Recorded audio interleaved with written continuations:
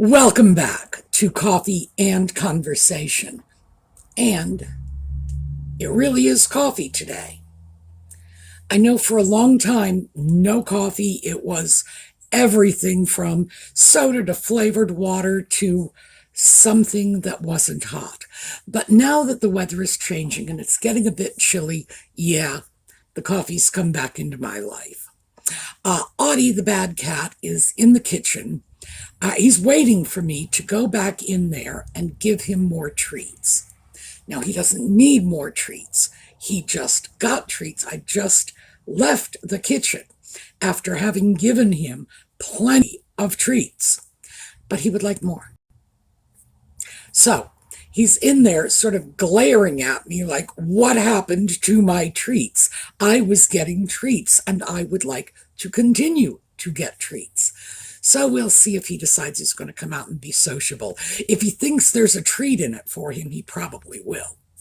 So, yellow for Catherine, for Lex's mom, for everyone dealing with cancer. We are just sending our good wishes out to you. And this is, this is a Diane von Furstenberg piece. And remember, my nostalgia self is stuck in the 70s. So she's very, very fond of DVF. And as a consequence, I tend to acquire these scarves. I will not humor my nostalgia self to the point of buying one of those lovely, flowy, unfortunately skin-tight dresses that she was famous for back in the 70s, but I'll humor her with a scarf or two. All right, when we come back, we're going to start talking.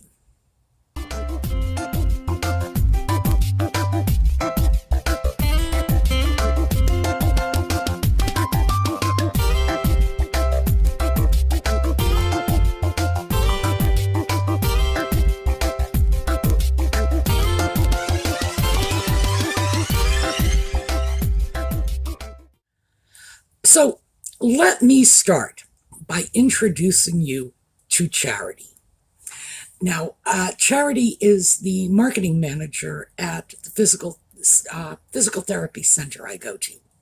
And I have been going back because, again, I'm hoping to have the knee replacement surgery scheduled shortly. And so back in physical therapy, whenever I start going through surgery, physical therapy just becomes a way of life, because getting physical therapy in advance of surgery can help you get a much, much better outcome. All right, so that's sort of the background on Charity. And she and I were talking today. Before I get into that, I should probably do a little.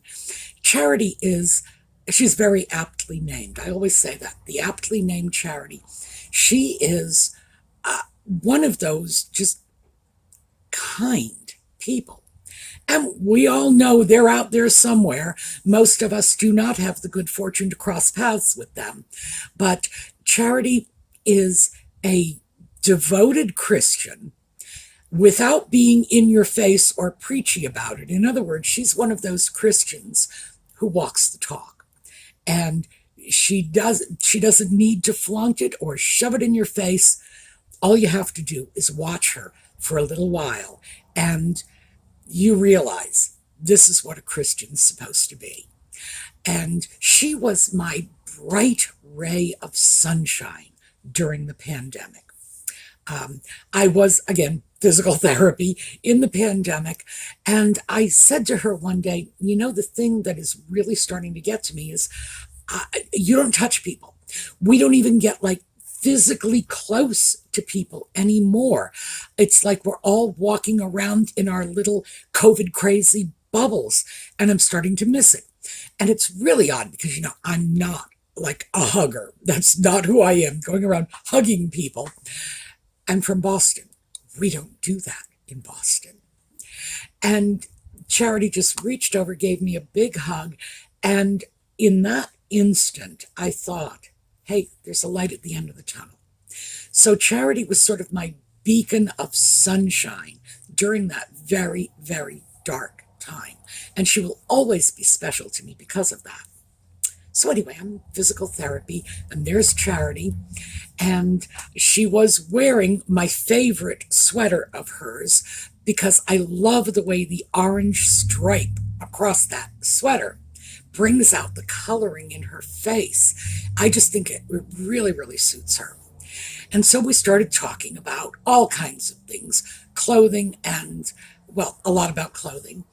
And she said something really interesting to me, which got me thinking, and I spent the rest of the day thinking about this, saying to myself, oh, we need to talk about this. She was talking about how in our parents' and grandparents' generation, they had less stuff available to them, which we all know there was no internet. In fact, in our grandparents' generation, when they were young, there wasn't even television. Their idea of mass communication was the radio, the newspaper, a magazine.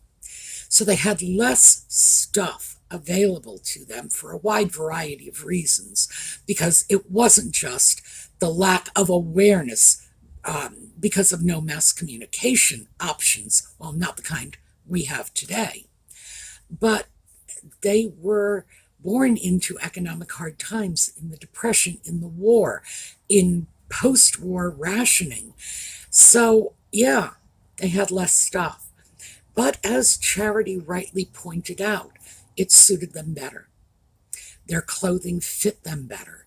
If they went into a store and bought a dress and it didn't fit properly, they all knew how to take it in here, let it out there. They all knew it was this battery of skills that women had for women of the middle class or below.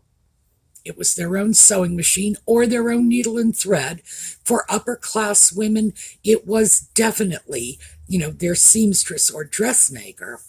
But yeah, clothes suited people better. We have more stuff, but they had better stuff. And from there, we started talking about decision fatigue. We have too much to choose from. And that really hit home for me, decision fatigue, because I had no idea I was suffering from decision fatigue until Charity threw the idea in my head and I started to think about it. And yes, even though I have been completely oblivious to the decision fatigue itself, I have been very keenly aware of the symptoms of it, my responses to it. So, and let me give you a couple of these. These are my responses. They are pretty classic, but we all have our own. For me, it has been decision paralysis and decision avoidance. So decision paralysis is when something comes in the mail that I need to respond to, or I need to make a decision about something going on around the house, and I just don't. No, I'll do it later. And I'm not taking that step. I just look at it and it's like, no. And I walk away and I do something else and I distract myself. That's the part where it starts to look like decision avoidance. But no, oh no, I am not just a decision avoider. I will structure my life around not making decisions. So my decision avoidance mechanisms are things like I have noticed over the past maybe 6 or 8 months that my grocery shopping has changed. I am no longer going into a store and making decisions. Basically, that's what I'm trying to avoid. And buying a lot of things. I am buying fewer things in the grocery store, and I am buying more of the same things. So my grocery list is getting shorter, and it's starting to look very much the same one week to the next. And when I thought about it, I was like, what is this all about? Well, it's my brain's way of saying, let's not make decisions. Let's just stick with something smaller, something manageable, something we don't have to think about. Go into the store and buy whatever. So, so I go into the greens section, produce. Greens is the way I think of it. Go into the produce section, and I'm not looking at all of the fruits and vegetables. I go straight over to the berries. I'm going to get some berries. And why? Because berries are pretty much decision free. You bring your berries home, you stick them in a bowl, you stick the bowl in the fridge, you want a berry, you get a berry. It's not like, for example, an apple that you have to get and you have to peel it, and you might be tempted to turn it into applesauce or do other more complex things with it. Nope. Get a berry, eat the berry, go away. Even things like bananas. For me, I'm not especially fond of bananas, but I like a banana in my oatmeal. So I will make oatmeal and I would like to put a banana in it. So I would go into the store, I would get a banana, and then I would say, now I must get some oatmeal. And then the decision paralysis comes in. It's like, no, I'm not going to make that decision. I'm going to go away. I'm going to do something else. And I would watch the banana go bad in the fruit bowl because I did not get the oatmeal to go along with it. And I know this sounds ridiculous, and I am giving you like real examples of what has been going on in my life. Yes, airing my crazy in public, but it's things like that that I have noticed, structuring my life in a more decision-free way. And I have noticed that this is on the increase. It's not as if I'm not, ever so slightly crazy and very, OCD going into the game. But lately it has become more pronounced. Or perhaps I should say, lately I've become more aware of it. I am working to structure my life in such a way as to avoid having to make all these decisions. And I'm wondering, to be perfectly honest with you, there are people out there, and by people I don't mean the tinfoil hat brigade. I'm talking about legitimate, well-trained, well-respected psychiatrists, psychologists who are saying that the constant barrage of information and the constant demands for information and responses to the information is starting to have a negative impact on us. It is starting to impact things like our ability to sleep. So they are saying, and it's just this whole collection of experts are saying that we're not getting quality sleep because our brains are just deciding on everything from what are we going to have for dinner to what are we going to watch on television. When I was young, most of you will remember this, we had 4 stations. Most people had 3, but I was in Boston. We had WGBH, PBS. We had that too. We were the lucky ones. So that was it.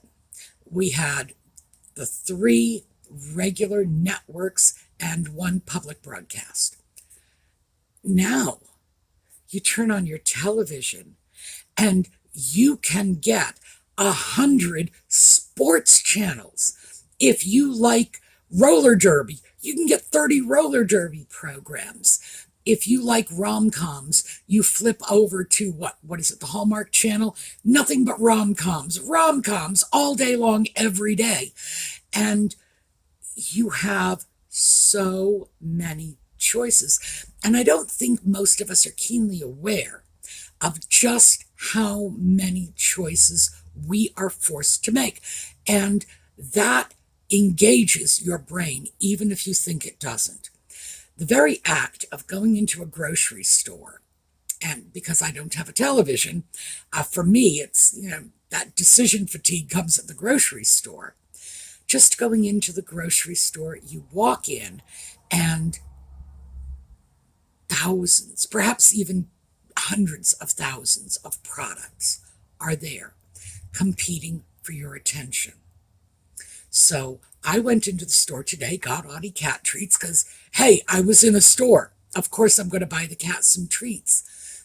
And I was looking at shelf after shelf, and this is just the treats. There had to be at least 100 different cat treats. And this is a grocery store. This wasn't even like PetSmart where you kind of expect a lot of cat treats. And it wasn't including the cat food. And it wasn't including the dog treats or the dog food or the bird treats and the bird food. And having to process all of that information and make a decision. And the thing is, we don't think about it because at this point we are doing this so automatically. We're just going in and we are accustomed to this decision again. And then eventually we're going to go home, we're going to go to bed, and our brain just does not feel like shutting down yet. So for most of us, we go home from the store, we've got our cat treats. That is our hard-won victory against this decision monster. And cat treats, we decide we're going to bed, our brain is still buzzing. But because, again, we are creatures of habit, we get accustomed to going to bed at a certain time every night. So we go to bed at 10 o'clock, but our brain doesn't shut down till 4 in the morning. So we get lousy sleep, and then we get up the next day, and we have not recovered from the day before, and we're doing it again. And we're getting to be like little hamsters on little treadmills. And I'm really starting to think maybe we ought to take a good hard look at how much life is demanding of us. Now, I know that my life right now demands a lot less of me than it did when I was out in the workforce and I was making, God, I can't even imagine how many decisions I was making in the course of an hour. And they were much more important than which berry am I going to buy, which rom-com am I going to watch, which cat treat am I going to bring home to Audie. But I was also younger, and I had a lot more energy, and now I'm looking at it saying, gee, I'm not sure I'm really physically, emotionally, psychologically, mentally capable of doing the same sorts of things I was doing 40 years ago. And now I'm thinking I'm going to have to find another way to deal with this. So in my case, as I say, I was already exhibiting the symptoms, even though I hadn't connected it. I didn't connect it until Charity started talking about decisions. And yeah, I'm telling you, that woman is like my lodestone. She really is, because she just tracks me into reality all the time. Bless her heart. I think everybody should have a Charity in their life. I start looking at it now saying I was trying to deal with it. I was finding ways to either avoid decisions, limit the decisions, ignore the decisions. So on one hand, I was telling myself, hey, take a break. But I wasn't listening because I knew I was telling myself something, but I just wasn't hearing what the message was. And the message was, you are going into decision overload. And the thing is, I think we all are. Now, Charity, I should tell you, she's in her 30s, and she is experiencing this. No surprise. The world she is in her 30s in is far more complicated than the world I was in my 30s in, because it was 40 years ago. So she's starting to sense it. I think a lot of people are starting to sense it. And I believe, frankly, that younger people are probably better able to identify this, to see it in their own behaviors, and to recognize the underlying cause, mostly because they have grown up in that decision-intensive pressure cooker. And for people my age, we really didn't. I thought we had a lot of decisions to make. But when I look at what's going on now, so much more. And remember, 40 years ago, when I would come home from work, get dinner, sit down, I had like 3 television stations to watch. Well, I had PBS too. I had 4 television stations to choose from. I didn't have the Lord only knows how many options to choose from when I am deciding how I am going to relax and take a break from all that mental gymnastics I had been doing all day long. So yeah, I wanted to throw this out to you folks and just say, are you experiencing this? If you stop and think about it, are you noticing? Are you noticing any of the symptoms? Are you noticing a lack of quality sleep? Are you noticing an avoidance of decisions? Are you noticing a paralysis when you have to make a decision? Are you just looking at a choice saying no, or I don't know, or I just don't want to do this? And I think many of us are. And so I think it's probably in our best interest to consider ways around this. So I know for me, one of the first things I need to do is I need to back away from my computer at a certain period in the day. And I think my new computer shut-off time is probably going to be 8 o'clock at least 5 days a week.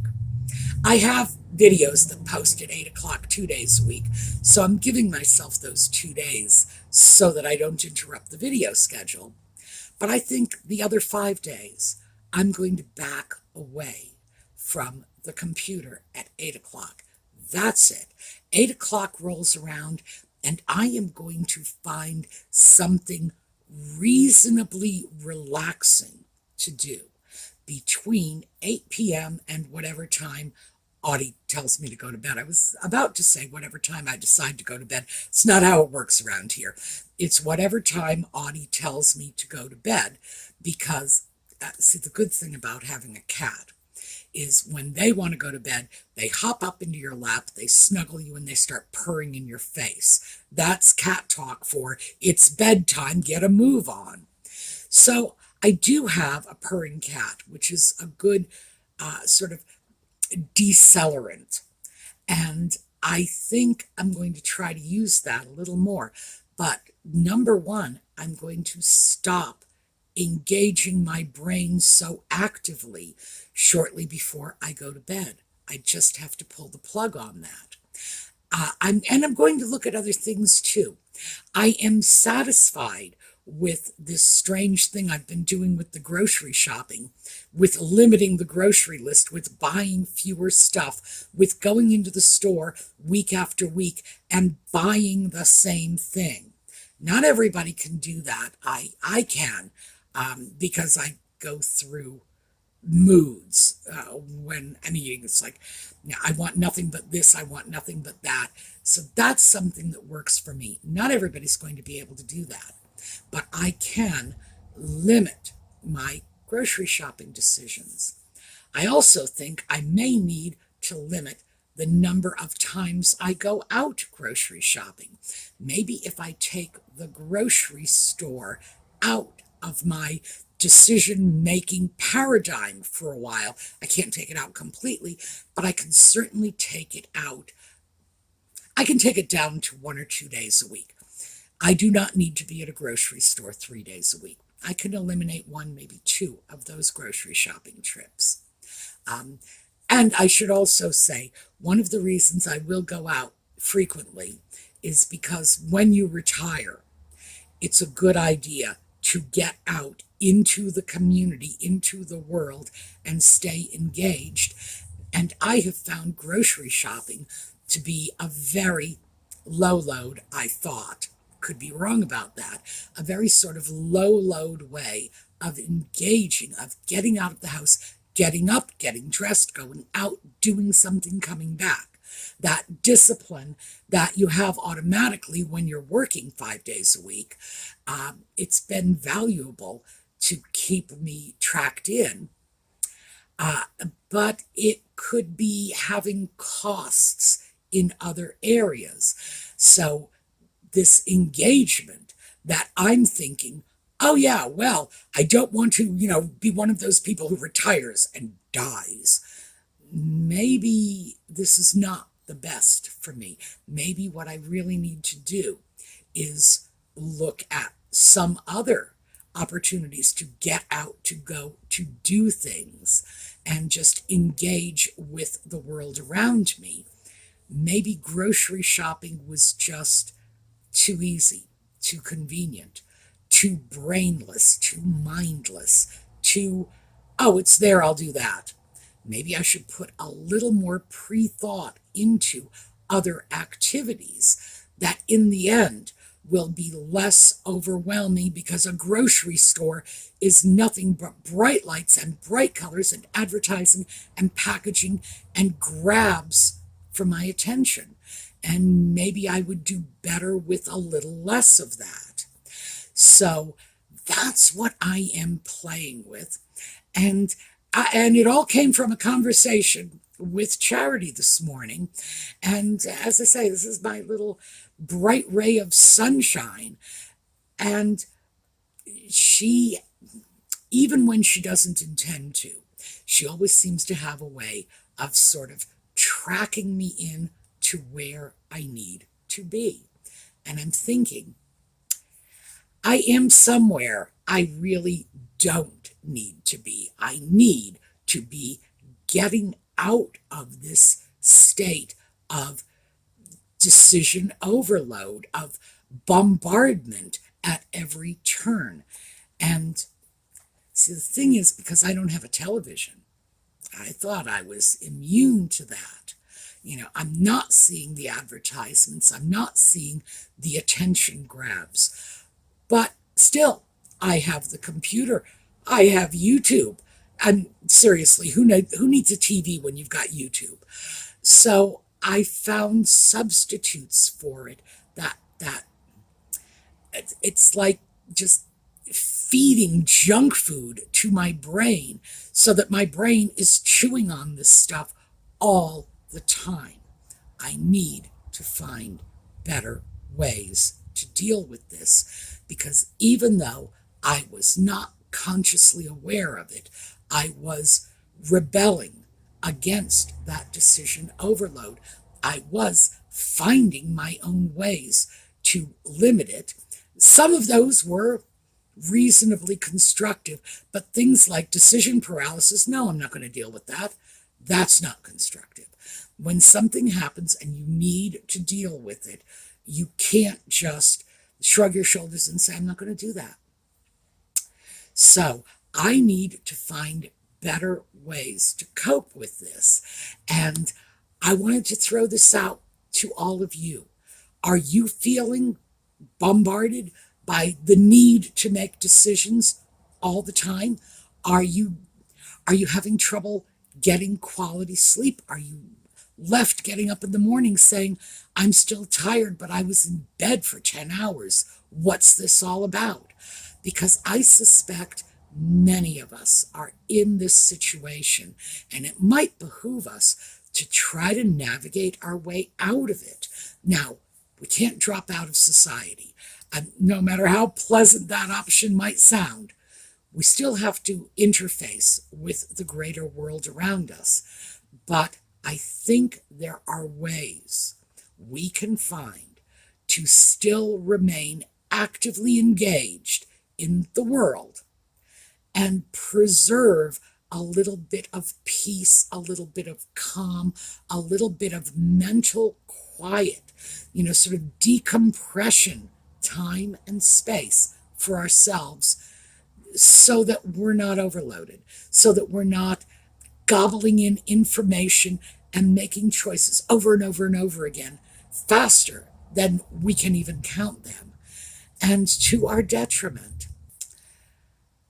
So that's what I have for you today. I've been thinking about this. I want to throw it out. Let me know. Is this something you think is an issue in your life? Has it ever been? Have you found ways to cope with it? And what are your thoughts on the subject? All right, we are going to take a look at a slideshow on the way out, and I will hopefully see you all next time. And in the meanwhile, have a terrific day.